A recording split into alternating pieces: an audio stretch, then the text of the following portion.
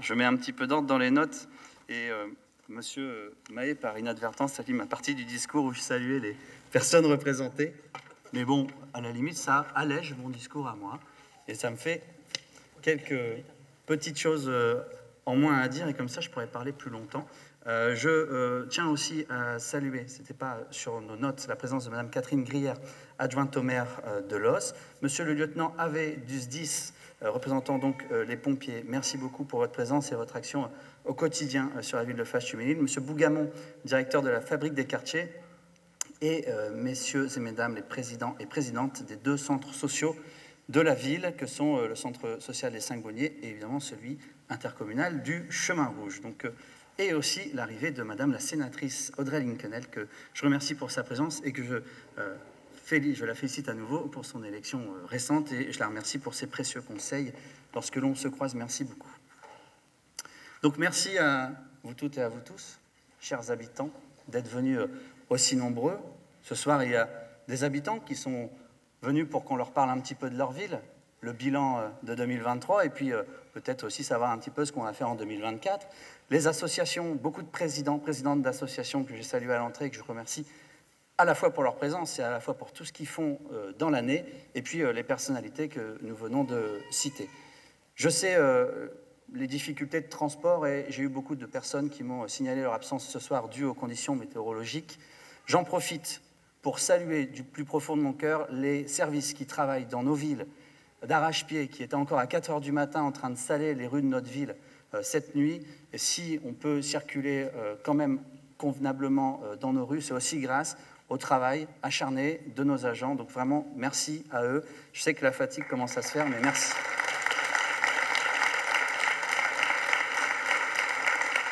Merci pour eux. Merci pour eux. Et puis, je n'oublie pas aussi les gens qui dorment dans la rue. Et nous ne pouvons que nous honorer d'avoir répondu favorablement à l'appel de la préfecture d'ouvrir des lieux d'accueil pour les sans-abri. Je salue aussi Monsieur Lemoine, maire de Ronchin, qui a fait la même chose sur la ville juste à côté. Et je salue aussi la protection civile qui s'occupe, ce sont en majorité des bénévoles, qui s'occupent des personnes qui sont accueillies dans ces centres d'urgence de nuit. Donc vraiment, merci et bravo à eux, bien évidemment.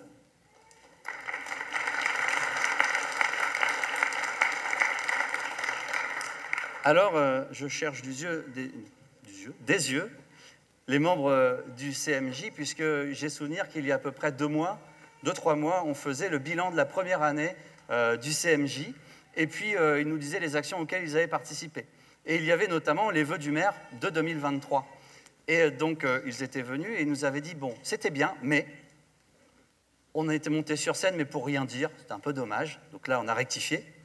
Deuxième critique, justifiée peut-être, il n'y avait pas assez de soft par rapport à l'alcool au bar à la fin.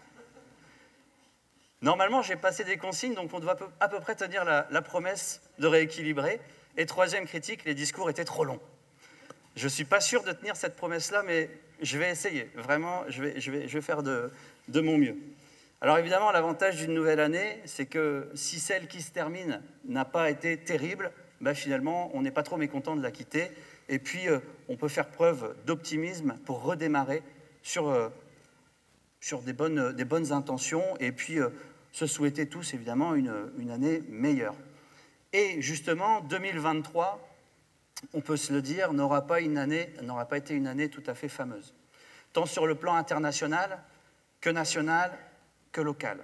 À l'international, évidemment, l'absurde conflit russo-ukrainien qui continue, avec son lot de morts quasi quotidiens, et maintenant depuis quasiment 2 ans en février.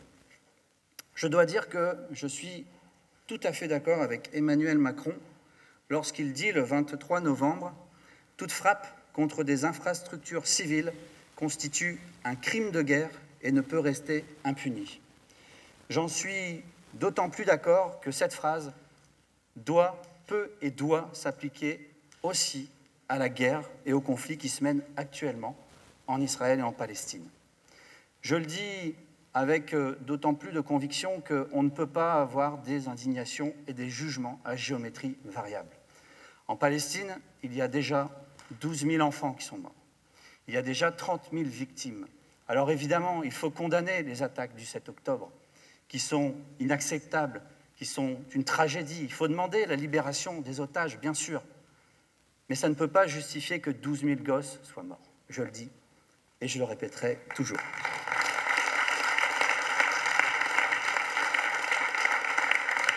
Au niveau national, bien évidemment, la crise de l'inflation que nous avons connue tout au long de l'année 2023, avec un ministre de l'économie qui nous dit que ça y est, on a atteint le pic.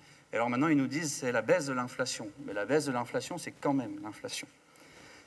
Un début d'année marqué par la réforme des retraites qui force les travailleurs à aller jusqu'à 64 ans. Certains n'arriveront peut-être pas à l'âge de la retraite, certains n'arriveront pas en bonne santé à l'âge de la retraite. Et j'ai en mémoire ce président d'association qui est dans la salle d'ailleurs et qui m'avait dit ben moi, j'avais prévu qu'à la retraite, j'allais pouvoir développer plein de trucs pour mon association. Ben, je ne pourrais pas le faire tout de suite. Et malheureusement, c'est ça le concret de cette réforme-là, notamment, c'est que des gens vont attendre 2 ans avant de s'occuper des petits-enfants, de s'occuper des associations, de venir au conseil municipal, pourquoi pas. Et on se prive, évidemment, de 2 ans de ces personnes qui, c'est pas parce qu'elles sont à la retraite qu'elles sont plus actives. Et s'il y a des retraités dans la salle, il y en a, ils savent de quoi je veux parler parce que, quand même, ils sont bien actifs sur la ville. Et puis, en fin d'année, évidemment, cette loi immigration. Alors, cette réforme des retraites, juste avant, elle était dénoncée par 9 actifs sur 10. La majorité des Français étaient contre. Et après, donc on n'en tient pas compte, évidemment, au gouvernement, en fin d'année, on nous passe une loi immigration dont on nous dit « mais elle est plébiscitée par les Français, elle est attendue par les Français ».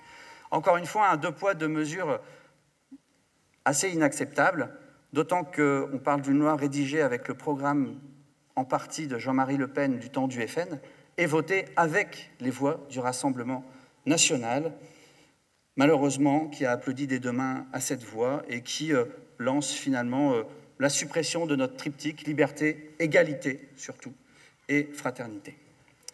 Au niveau local, je voudrais tout d'abord avoir un mot, une pensée pour un maire qui était présent l'année dernière, un ami, premier vice-président de l'Association des maires du Nord, qui s'appelle Bertrand Ringot, qui est maire de Gravelines et qui a malheureusement connu l'épisode que vous connaissez d'incendie sur sa ville.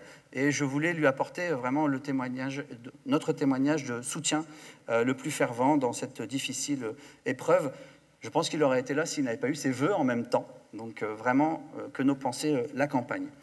Évidemment, les difficultés financières des collectivités, de toutes, et principalement pour la ville de Fâche-Tuménil, comme d'autres villes aux alentours, vous le savez, le choix difficile et en même temps obligatoire de recourir à l'augmentation de la taxe foncière. On a toujours été dans la clarté, la transparence le plus possible pour vous expliquer pourquoi on avait dû en arriver là. Quand nous sommes arrivés en 2020, j'avais sur mon bureau un rapport de la Chambre régionale des comptes qui nous disait Fâche-Tuménil, vous devez rembourser 1 350 000 € d'annuité de la dette chaque année, mais vous ne mettez de côté, pour faire face à ces 1 300 000 €, que 800 000 € de côté. Vous le savez vous-même, si vous prenez un crédit, si vous achetez une voiture à crédit par exemple, vous devez avoir la somme, évidemment, pour rembourser le crédit chaque année. À Fâche-Tuménil, ce n'était plus le cas. Et alors évidemment, vous êtes en faillite si vous ne pouvez plus rembourser votre crédit.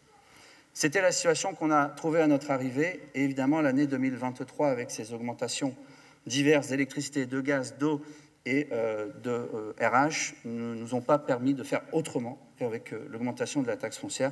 Un choix, certes peut-être impopulaire, mais courageux, je pense, qui était maintenant obligatoire et qui nous permet de continuer à investir dans notre ville et à pouvoir la développer davantage. Alors, je vais vous faire rapidement un petit bilan 2023 et puis quelques perspectives 2024. Je vous le dis tout de suite, ça va peut-être être une petite liste à l'après-vert. Je ne vais pas faire un bilan complet. Vous avez le journal qui est sorti en janvier sur les tables et dans la salle et qui reprend le bilan depuis le début du mandat. Donc, qui reprendra aussi évidemment des choses que nous avons fait en 2023.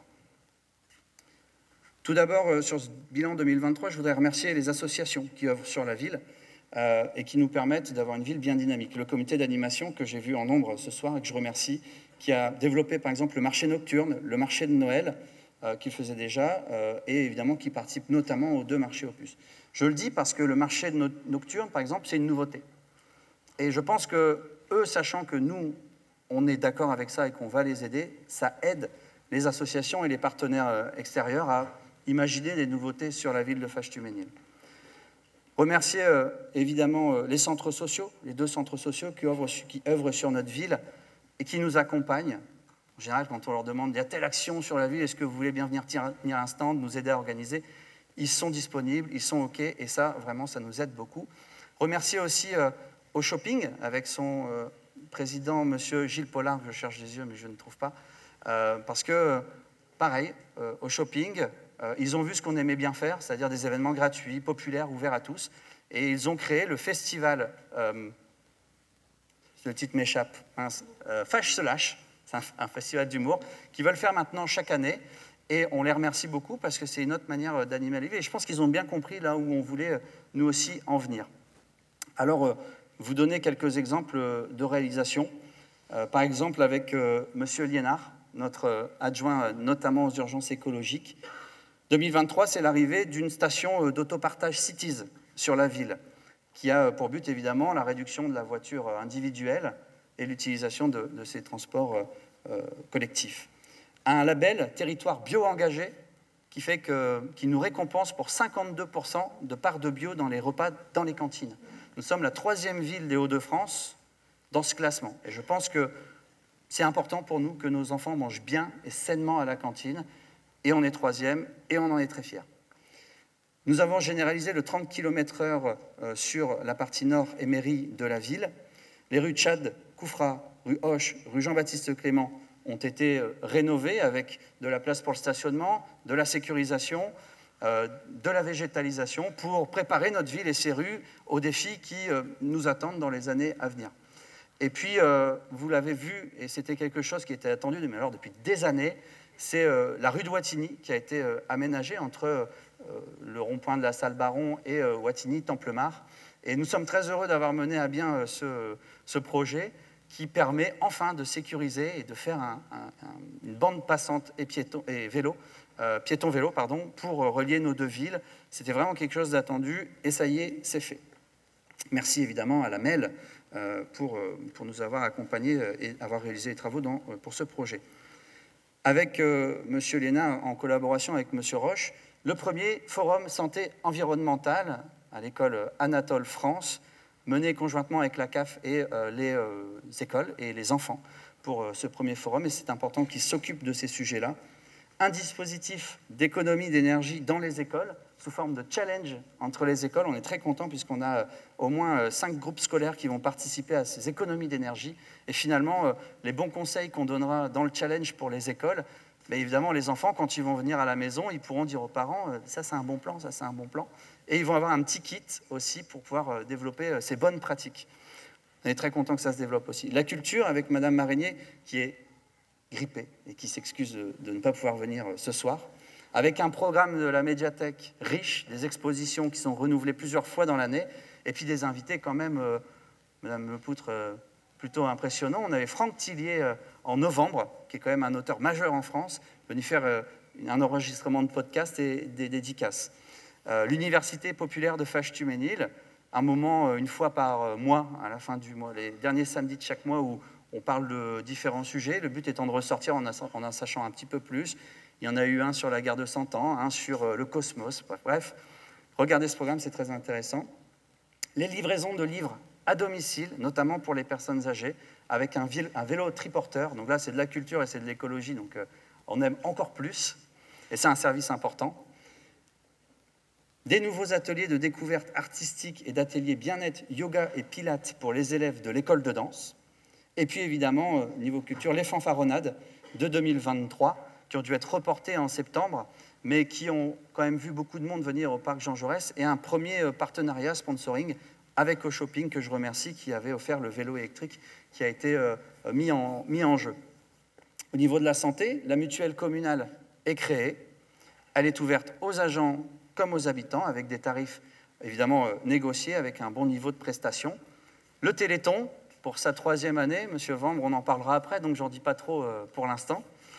Et puis les ateliers santé à Solacité notamment.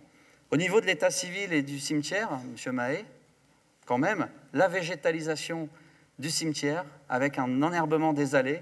Je pense que cette année, c'est le premier été où on ne se fait pas tirer les oreilles sur l'état du cimetière, donc c'est preuve que ça a dû être apprécié, pourvu que ça dure. Et puis évidemment, un service qui était beaucoup attendu par les Fâches-Tuménillois et les Fâches-Tuménilloises, mais aussi les habitants aux alentours, puisque ça profite à Vandeville, à Templemar, à Wattignies, la création d'un service pour les cartes d'identité et les passeports au sein de notre hôtel de ville qui cartonne. On voit plein de monde dans le hall avec ses papiers, ses photos, etc. Et c'est du service public, et ce n'est pas les députés qui ont proposé une loi récemment pour le retour des services publics dans nos mairies qui vont me dire le contraire. On n'attend pas que la loi soit arrivée, on le fait déjà à Fâches-Tuménil. La participation, Madame Lejeune, avec évidemment la mise en place des projets du premier budget participatif de l'histoire de la ville de Fâches-Tuménil, 40 000 euros d'enveloppe, et 7 projets qui ont été retenus et qui seront installés au fur et à mesure de 2024, mais qui ont déjà été commencés, dont le déploiement a déjà commencé à partir de cette année. Et puis on relance la consultation pour le nouveau budget participatif. On le vote une année et le met en place l'année d'après. Donc à nouveau, cette année, il y aura un budget participatif. Installation de bancs, création de mares, installation de silhouettes au niveau de la sécurité pour la traversée des enfants au niveau des écoles sont au programme, bien évidemment. Concernant l'EHPAD, par exemple, nous avons créé le logement intergénérationnel. C'est-à-dire qu'il y avait une chambre de libre, et on s'est dit pourquoi pas la proposer à un étudiant à un tarif vraiment pas cher, puisqu'on connaît les difficultés des étudiants à se loger. Et donc, pour 200 €, quelque chose comme ça, un étudiant a un appart dans la résidence Arthur François et s'engage le week-end à passer un petit peu de temps avec nos personnes âgées, où le week-end, c'est parfois un petit peu plus calme. Et on est très content parce que c'est du donnant-donnant pour cet étudiant et pour les personnes âgées logées à l'EHPAD. Sur les écoles et la petite enfance, évidemment, chaque enfant participe au moins une fois dans l'année à un spectacle, à de la culture. C'est nouveau aussi, on en est très content, on continue. L'installation de l'école d'Audet-Bétigny sur le site Sévigné. Alors évidemment, si ça a pu soulever quelques critiques, je peux vous dire que l'ensemble quasiment des parents qui ont visité les lieux début septembre, eux, ils n'avaient plus aucune critique en tête et ils ont été très heureux, avec un bon niveau de performance écologique pour ce bâtiment-là, bien évidemment. Le coup de pouce lecture pour 2 écoles qui est mis en place. Une école dans le cadre du dispositif de réussite éducative et une autre école sur les fonds de la mairie. 3, il m'en manquait une. 3 écoles, messieurs, dames. Et c'est important de parfois donner ce petit coup de pouce aux enfants qui ont besoin d'une petite aide supplémentaire pour bien avoir ce sens de la lecture. Et puis, pour la petite enfance, évidemment, le premier forum de la parentalité, organisé avec la CAF notamment, sur notre ville. Côté sécurité, un effectif de 18 agents au sein du service de la police municipale, la création de la brigade verte pour lutter contre toute forme de pollution ou alors des dépôts sauvages. Moi-même, je vais mettre les mains dans les sacs qui sont parfois déposés de manière sauvage. Ce n'est pas toujours agréable, mais il faut que les personnes qui polluent notre espace public, notre espace commun à tous, sachent qu'on ne fait pas ça impunément. La présence d'ASVP et de policiers municipaux aux heures d'entrée et de sortie des enfants des écoles, devant quasiment toutes les écoles, en tout cas autant que faire se peut, vous me l'avez dit, vous l'avez remarqué et c'est apprécié. Des caméras piétons pour nos policiers municipaux, pour assurer leur sécurité à eux. Et puis, je l'ai mis dans cette catégorie-là, l'extinction de la lumière la nuit. Nous sommes très heureux qu'au dernier conseil municipal, devant les très bons chiffres que nous avions à présenter, notre opposition, qui n'avait pas voté l'expérimentation de ce dispositif en 2022, l'ait voté à l'unanimité en 2023. Merci à eux. Et il faut dire qu'au niveau des consommations, c'est 39,5% de consommation en moins en électricité. C'est 42 000 € d'économie avec cette extinction la nuit. Et c'est surtout des chiffres de la délinquance. Je tourne vers monsieur Couvreur, le capitaine du poste de Wattignies, des chiffres qui sont quasiment tous en diminution. On nous avait promis Chicago, Boston, un coupe-gorge qui allait devenir Fâches-Tuménil. Finalement, les coups et blessures sont passés de 75 en 2019 à 56 l'année dernière. Les vols avec violence sans armes sont passés d'une vingtaine à une dizaine entre 2019 et 2023. Les cambriolages sont passés de 176 à 60 sur les premiers mois de 2023, 70 l'année dernière. Les vols à la roulotte de 181 en 2019 à 73 cette année. Et les vols d'automobile connaissent une petite augmentation par rapport à l'année dernière, mais sont en diminution sur le long terme depuis 2019, passant de 86 à 44 en 2022 et à 54 en 2023. C'est donc que ça fonctionne, l'extinction de l'éclairage la nuit, et sans augmenter la délinquance. Quelques projets pour 2024, et après je pense que... J'ai déjà fait 20 minutes. Oh. Ah bon, bah, je conclus. La rénovation de l'éclairage public arrivera en 2024, avec une économie de 92% prévue. Plus d'1 million d'euros dépensés, des financements évidemment par l'AMEL et par l'État, et c'est un marché qui a déjà été attribué. Si nous avions suivi le rythme de l'ancien marché, de l'ancienne équipe, il fallait 20 ans pour passer l'ensemble de notre patrimoine d'éclairage en LED. On n'a pas le temps d'attendre 20 ans pour réduire les consommations d'énergie, donc on le fait, on investit massivement en 2024 et on met de la LED partout. Le plan LED à l'intérieur des bâtiments aussi va être déployé en 2024. Au niveau de la MEL, la sécurisation du carrefour des rues Stolberg-Saint-Néotz, les études pour la sécurisation des rues de Rouen, Dunkerque, Paris. La rue Anatole France verra son chantier commencer, ainsi que les rues Gustave Delory, Guéquière, Capucine et Violette. Ça va bouger.